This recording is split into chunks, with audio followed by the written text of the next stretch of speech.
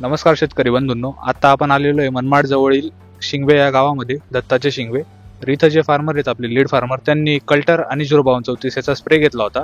तर आपण त्यांच्याकडनं त्याचे रिझल्ट बघूया. तर काका, तुमचं नाव सांगा.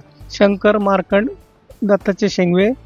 कल्टर आणि 05234 वापरलं, त्याचा रिझल्ट खूप चांगला आलाय. कांदे बी हिरवे राहिले आणि कांद्याची साईज बी बनली. तुम्ही कल्टरचं किती प्रमाण वापरलं होतं? ते 50 ml वापरलं होतं 200 लिटरला. 200 लिटर पाण्यासाठी 50 मिली कल्टर वापरलं होतं आणि त्यासोबतच त्यांनी 1 किलो 05234 घेतलं होतं. त्यानंतर तुम्ही कांद्याची साईज चकाकी बघू शकता. झूम करून पुढे कांद्याची साईज, कलर आणि चकाकी तुम्ही पाहू शकता.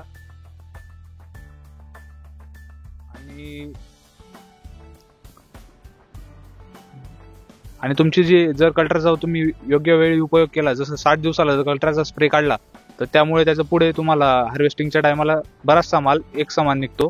जे एक समान आकार आणि साईज बनण्यासाठी तुम्ही कल्टरचा 60 दिवसाला स्प्रे घेऊ शकता. आणि त्यानंतर जर तुमचे कांदे आता हार्वेस्टिंगला आहेत, तुमचा माल जर आता 15 ते 20 दिवसात निघायला येणार आहे, तर त्यावेळी तुम्ही कल्टर सोबत 0050 टाकू शकता 1 किलो प्रति 200 लिटर पाण्याला. त्यावेळी तुमचं म्हणजे पूर्णपणे पातीचा रस उतरवून कांद्याची फुगवण चांगल्या प्रकारे होईल. तर काका, तुम्ही याआधी देखील आपले काही प्रोडक्ट वापरलेले सिंजेंटाचे? वापरतोय आम्ही कायम, म्हणूनच आता बी घेतलंय सिंजेंटा कंपनीचं. त्याच्यात आम्हाला चांगला फरक वाटला आणि चांगला रिझल्ट आहे. बरोबर. याआधी काकांनी आपलं सिंजेंटाचं मिराविस डिओचे बुरशीनाशक आहे ते देखील वापरलं होतं, ज्यामुळे अजूनही काळोखीवर आहे पात.